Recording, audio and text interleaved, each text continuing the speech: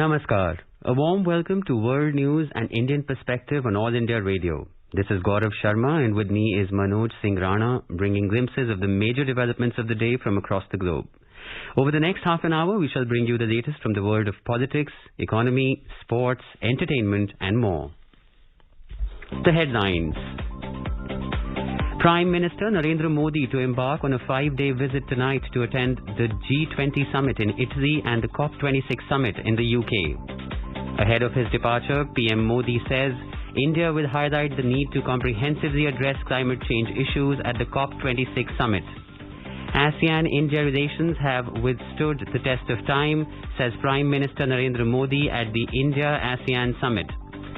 US President Joe Biden reiterates rock-solid commitment to Taiwan.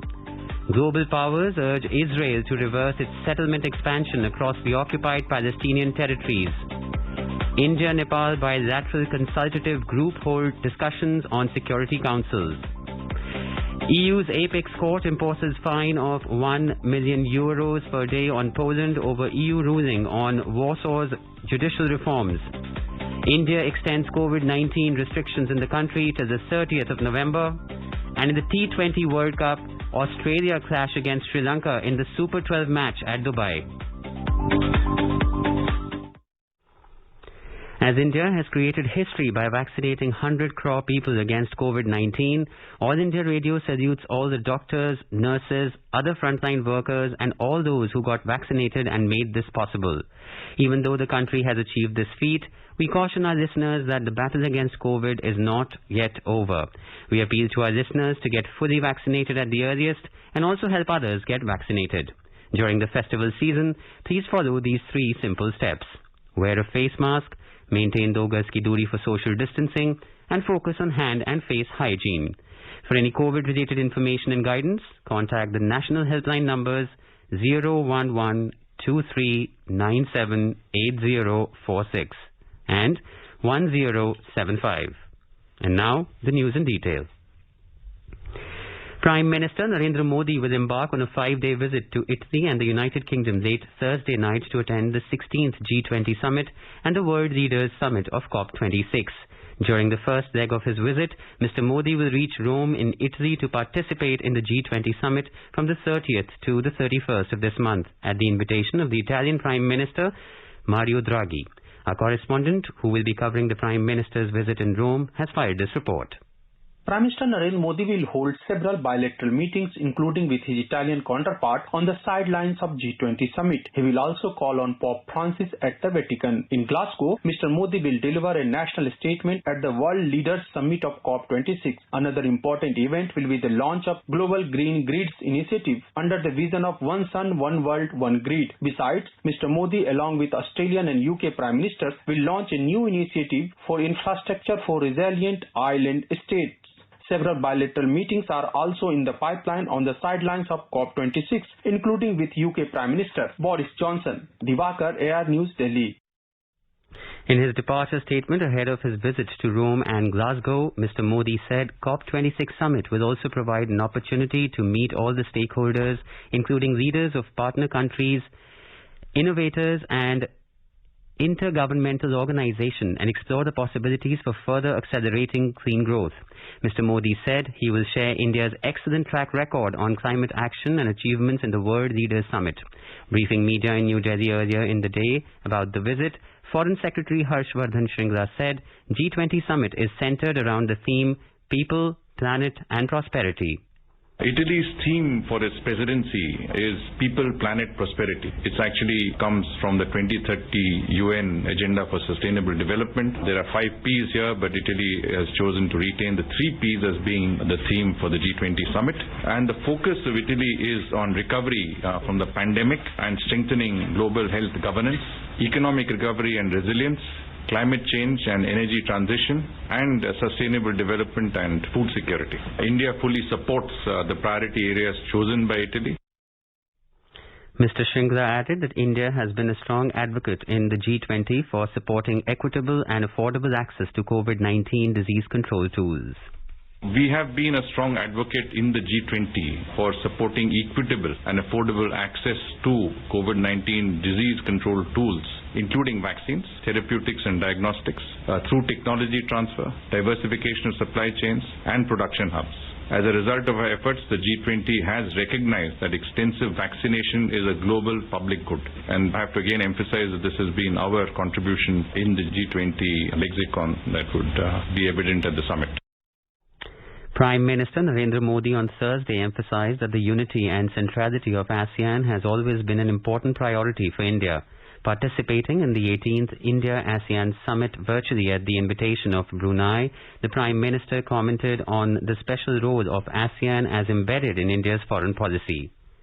ASEAN की unity और centrality Bharat के लिए सदैव एक महत्वपूर्ण प्राथमिकता रही है। आसियान की यह विशेष भूमिका भारत की एक्ट ईस्ट पॉलिसी, जो हमारी security and growth for all in the region यानी सागर नीति में निहित है। भारत के इंडो पैसिफिक ओशन इनिशिएटिव और आसियान के outlook for the Indo Pacific क्षेत्र में हमारे साझा विजन और आपसी सहयोग का ढांचा है। Mr. Modi said due to the COVID-19 pandemic, people faced a lot of challenges. He said this challenging time was also a test of India-ASEAN friendship. The Prime Minister said India-ASEAN relations withstood the test of time during the COVID period. COVID-19 महामारी के कारण हम सभी को अनेक चुनौतियों से जूझना पड़ा, लेकिन यह चुनौतीपूर्ण समय भारत आसियान मित्रता की कसौटी भी रहा। कोविड के काल में हमारा आपसी सहयोग, आपसी संवेदना भविष्य में हमारे संबंधों का बल देते रहेंगे, हमारे लोगों के बीच सद्भावना का आधार रहेंगे। Mr. Modi highlighted India's efforts in the fight against the pandemic in the region. He also reiterated support for ASEAN's initiatives in this regard. India has contributed medical supplies worth $2 lakh to ASEAN's humanitarian initiative for Myanmar and $1 million for ASEAN's COVID-19 response fund. The Prime Minister announced that the year 2022 would be celebrated as the ASEAN-India Friendship Year to mark 30 years of their partnership. Building upon the synergies between the ASEAN outlook for the Indo-Pacific and India's Indo-Pacific Oceans Initiative, Prime Minister Modi and ASEAN leaders welcomed the adoption of the India-ASEAN Joint Statement on cooperation for peace, stability and prosperity in the region. To further strengthen India-ASEAN cultural connectivity, Prime Minister Modi announced India's support for establishing the ASEAN Cultural Heritage List. On trade and investment, he underlined the importance of diversification and resilience of supply chains for post-COVID economic recovery, and in this regard, the need to revamp the India-ASEAN Free Trade Agreement. US President Joe Biden reiterated that the United States has a rock-solid commitment to Taiwan on Wednesday. Speaking at the virtual East Asia Summit in which Chinese Premier Li Keqiang was also in attendance, Mr. Biden expressed deep concern over what he described as China's coercive actions. A report. The spat between China and the US over Taiwan continued at the virtual East Asia Summit on Wednesday. Last week, US President Joe Biden had asserted that the US is committed to defending the island if it is attacked by China. The US is also pushing for expanding Taiwan's participation at the United Nations and in other international fora. Last week, high-level representatives of the US Department of State and the Taiwanese Ministry of Foreign Affairs discussed Taiwan's ability to participate meaningfully at the UN and contribute its valuable expertise to address global challenges. In a sharp rebuke, Chinese Foreign Ministry spokesperson Zhao Lijian said that Beijing is resolutely opposed to such a move. China has stepped up pressure on Taiwan in the recent months and sent dozens of its aircraft into the island's air defense identification zone and also conducted beach landing exercises near the Taiwanese Strait. China's belligerence with its maritime neighbors is only matched by its unilateral actions on its land borders. India on Wednesday expressed concern at China's unilateral decision to bring about the new land borders law. In response to media queries, External Affairs Ministry spokesperson Arindam Bagchi said that India expects that China will avoid undertaking action under the pretext of this law, which could unilaterally alter the situation in the India-China border areas. This is Saira Mujtaba for World News AIR. Meanwhile, China on Thursday said that its new land border law will not affect the implementation of existing border treaties or change the country's position on border-related questions. Beijing's response comes a day after India's Ministry of External Affairs expressed concerns about the legislation in view of a protracted military standoff between India and China along the line of actual control (LAC) in eastern Ladakh. The 14th meeting of the India-Nepal Bilateral Consultative Group on Security Issues was held in Bengaluru on Thursday. The delegations comprised officials from respective Ministries of Defence, Foreign Affairs, Home Affairs, Directorates of the Indian Army and Nepal Army, and from the National Disaster Management Authority. In a statement, the External Affairs Ministry said that the discussions covered a wide range of issues relating to mutual security concerns. Training and capacity building requirements of Defence Forces of Nepal, cooperation in disaster management, joint expeditions and adventure sports activities and information sharing were also discussed, among other issues. The UK on Wednesday joined the US and other nations in urging Israel to reverse their controversial decisions to advance the construction of settlement units in the occupied West Bank and East Jerusalem. The UK government in a statement said that the settlements are illegal under the international law and present an obstacle to peace and stability. Israel on Sunday published tenders for about 1,300 new settlement homes in the occupied West Bank. According to reports, authorities are also expected to discuss proposals for another 3,000 homes. Elsewhere, foreign ministries of Germany, France, Belgium and Italy, among others, issued a joint statement in strong opposition of Israel's policy of settlement expansion across the occupied Palestinian territories. The statement added that Israel's move violates the international law and undermines efforts for the two-state solution. Earlier, the United States on Tuesday voiced concern about Israel's decision to build settlements in the West Bank. Terming Israel's move as unacceptable, the spokesperson of the U.S. State Department, Ned Price, said that they will strongly oppose such expansion on occupied Palestinian land. Prime Minister of Nepal, Mr. Sher Bahadur Deuba, will be leading the Nepalese delegation to the World Leaders Summit of the COP26. In a statement, Nepal's Foreign Ministry said that the Prime Minister will deliver Nepal's national statement at the World Leaders Summit. Meanwhile, the United Nations Environment Programme, UNEP, has warned that the current commitments to cut greenhouse gas emissions are insufficient in averting a climate catastrophe. In its latest emission gap report titled the UNEP, stated that the G20 member countries are not on track to achieve either their previous or new 2030 climate pledges. India's Environment Minister Bhupendra Yadav underlined the need to consider the stage of development, historical responsibility, equity, national circumstances and priorities, common but differentiated responsibilities and respective capacities to address the challenges of climate change. The minister was speaking at the Middle East Green Initiative Summit 2021 in Riyadh. The European Court of Justice ECJ on Wednesday ordered Poland to pay a fine of €1 million per day over its decision to ignore an EU ruling on Warsaw's judicial reforms. The apex EU court imposed the penalty as Poland has not suspended the disciplinary chamber of its Supreme Court. The European Commission had in September requested financial penalties be levied on Poland after failing to comply with the July ruling. Tensions between Poland and the EU have escalated over what the European Commission terms as the rule of law issue. India's Home Ministry has extended the COVID-19 restrictions across the country till the 30th of November this year to prevent any further spread of the pandemic.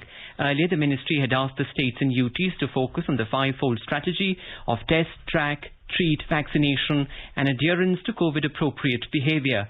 States have been asked to maintain utmost vigil in respect of mass gathering events to avoid any possibility of a surge in COVID-19 cases. More than 104 crore 4 lakh COVID vaccine doses have been administered in the country so far under the nationwide vaccination drive. This is All India Radio giving you the world news. For quick news updates round the clock, follow us on Twitter @AIR News Alerts. External Affairs Minister Dr. S. Jaishankar on Thursday said change must begin from UNSC for Africa's voice to be effectively heard. He was addressing a UNSC high-level meeting on cooperation between the organizations and regional and sub-regional organizations. Dr. Jaishankar called for permanent African representation in an expanded Security Council. He said India's partnership with Africa is driven by 10 guiding principles enunciated by Prime Minister Narendra Modi in 2018. The minister said India will continue to work with Africa as per Africa's priorities, Africa's comfort and Africa's aspirations. In today's Hotspot section, we bring you a discussion on the expectations from G20 and COP26 summits. In conversation are Atul Daneja, an international affairs expert, and Manas Pratim Bhuyan, a journalist.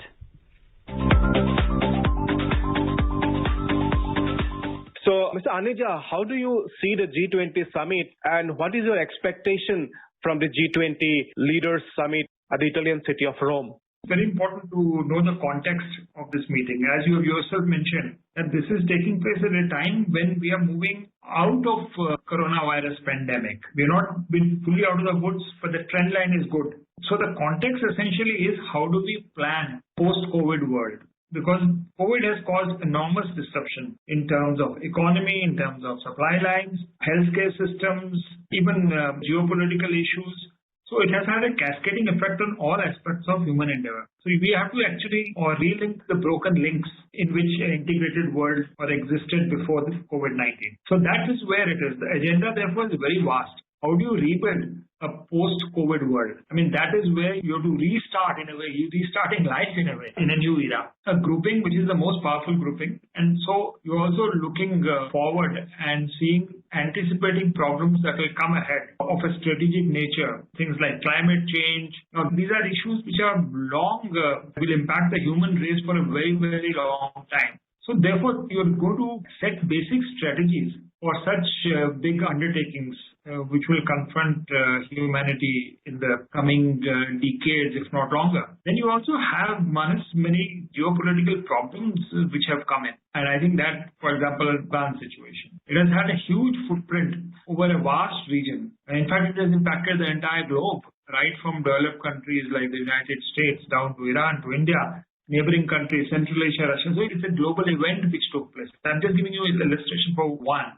There are many other such developments of a geopolitical nature which need to be addressed in a collaborative manner. So I think that this summit gives an opportunity to start the deliberations on how do we keep a more livable, a safer world and a world which is less prone to conflict because the challenges have increased. I think one more thing which will link to climate change, Manas, would be energy security. And because there is one level, there is a transition going on from conventional energy, which is a hydrocarbon-driven energy, to renewable energy. And it's not an easy transition to take place.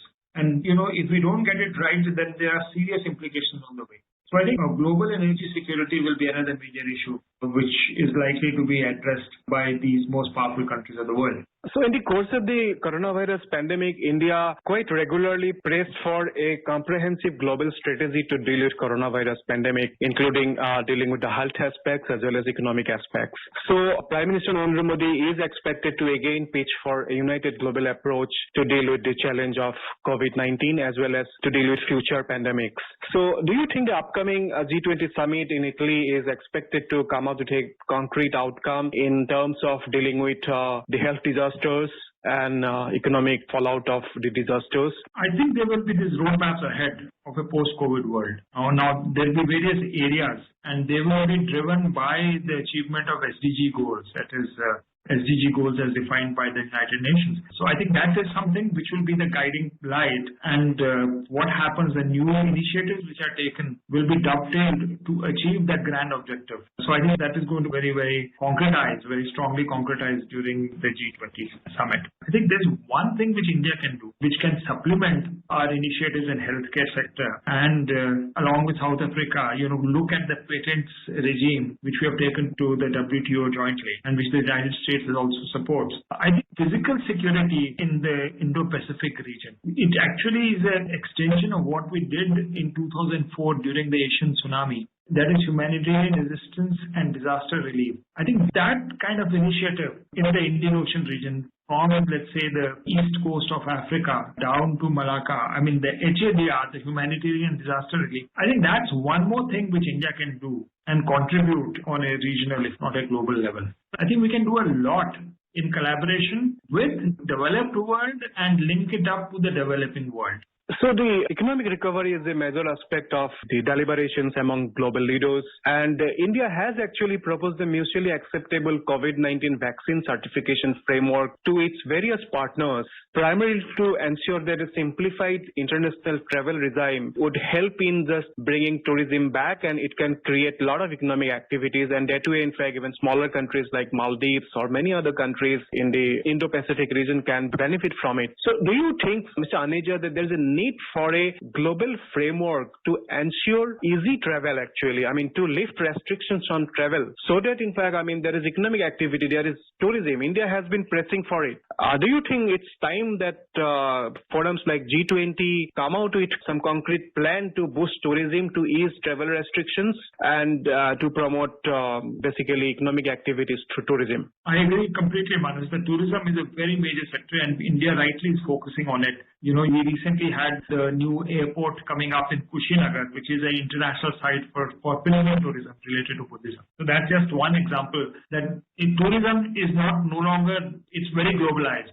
And India is one of the major tourism hubs, at least potentially one of the major tourism hubs of the world. So that is a huge potential. But then in order to promote tourism, we also have to contain COVID-19 completely. And I think that's where the two go together, the tourism initiative and the vaccine initiative. Because as progress beyond the 1 billion doses, which is a massive achievement after being hit by the second COVID wave, now is the time for India to export these vaccines so that the entire, or especially in the developing countries, that people, and even in the developed countries, that people are free of COVID. Once people are free of COVID, then we come back to tourism sector. Mr. Aneja, Prime Minister Modi is going to Glasgow on a 3-day visit. He is leaving for Glasgow from Rome on the evening of 31st October, and he will return to India on the 2nd. So how do you see Prime Minister's visit to Glasgow to attend the COP26 Leaders Summit, and what could be his outlook to deal with this pressing challenge of climate change?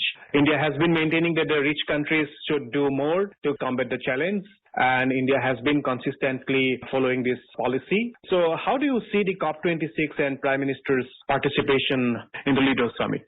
I think one is exceptionally important because India has a very concrete roadmap now towards the 2050 goal of net zero carbon footprint. I mean, I think that's already there. We have a plan of 450 gigawatts of renewable energy by 2030.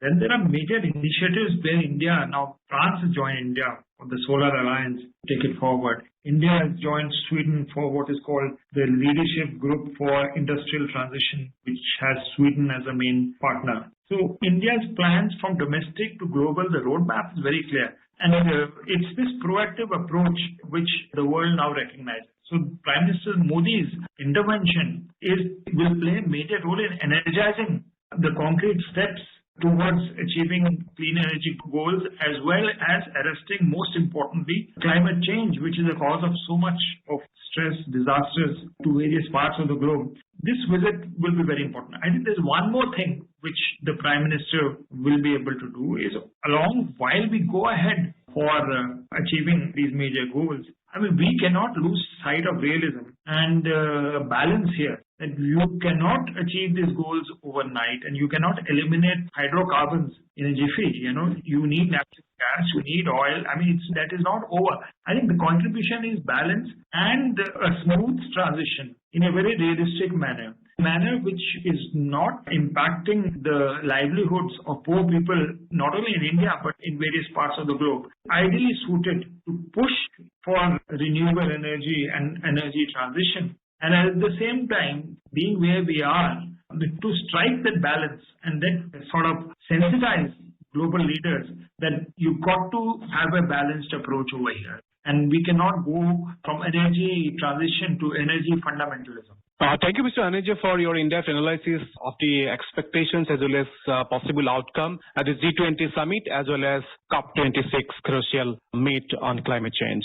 Thank you so very much. Thank you so much, Manoj.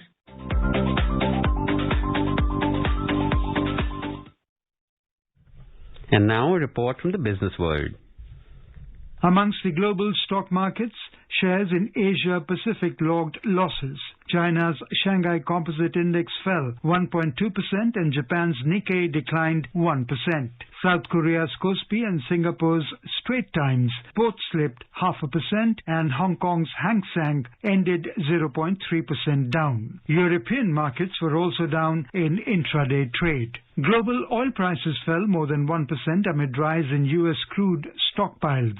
In intraday trade, Brent crude was trading around $83.60 per barrel. And in the forex market, the rupee appreciated 11 paise to trade at 74 rupees and 92 paise against the US dollar. Rajesh Lake for World News, All India Radio. In T20 Cricket World Cup, Australia beat Sri Lanka by 7 wickets at the Dubai International Stadium, chasing the target of 155 runs. Australia achieved the target in 17 overs. For Australia, David Warner was the top scorer with 65 runs. Earlier, Australia won the toss and elected to field. Batting first, Sri Lanka made 154 for 6 in the stipulated 20 overs with the help of Kushal Perera 35, Charit Asalanka 35 and Bhanuka Rajapaksa 33. For Australia, Mitchell Starc, Pat Cummins and Adam Zampa took 2 wickets each. Adam Zampa was declared player of the match. All India Radio is broadcasting ball-by-ball commentary of the World Cup matches. The 13th meeting of heads of national statistical officers of BRICS, Brazil, Russia, India, China, South Africa countries was held in virtually under the chairship of India today. Dr. G.P. Samanta, Chief Statistician of India and Secretary, Ministry of Statistics and Program Implementation, MOSPI, Government of India chaired the meeting. The meeting was attended by representatives from the National Statistical Offices, NSOs of BRICS countries. During the meeting, the joint statistical publication JSP 2021 and JSP Snapshot 2021 for BRICS countries were released. The theme of the meeting was NSO's efforts in monitoring Sustainable Development Goals, SDGs, wherein speakers from BRICS NSOs highlighted efforts taken so far as well as future plan in terms of data and methodologies in monitoring of SDGs. Now let us take a look at the major developments around the world as reported in the foreign press. The Guardian says scrapping submarines deal broke trust, Macron tells Australian PM. The Globe and Mail reports Turkey's second largest lake dries up due to climate change, agriculture policies. The Washington Post rides Biden to announce new social spending framework expected to win support of all Democrats. Financial Times reports South Africa power monopoly seeks more than $30 billion to end coal reliance. Wall Street Journal says Mark Zuckerberg to sketch out Facebook's metaverse vision. And Sputnik News writes Russia concerned over EU's attempts to assert political ambitions in Arctic. Now a quick look at the headlines once again. Prime Minister Narendra Modi to embark on a 5-day visit tonight to attend the G20 summit in Italy and the COP26 summit in the UK. Ahead of his departure, Prime Minister Modi says India will highlight the need to comprehensively address climate change issues at the COP26 summit. ASEAN-India relations have withstood the test of time, says Prime Minister Narendra Modi at the India-ASEAN summit. US President Joe Biden reiterates rock-solid commitment to Taiwan. Global powers urge Israel to reverse its settlement expansion across the occupied Palestinian territories. India-Nepal bilateral consultative group holds discussions on security issues. EU's Apex Court imposes fine of €1 million per day on Poland over EU ruling on Warsaw's judicial reforms. India extends COVID-19 restrictions in the country till the 30th of November. And in the T20 World Cup, Australia beat Sri Lanka by 7 wickets in the Super 12 match at Dubai. India is celebrating the 152nd birth anniversary of Mahatma Gandhi. Before we end, let us listen to his favorite bhajan, Vaishnav Jan, by artists from Czech Republic on their National Day.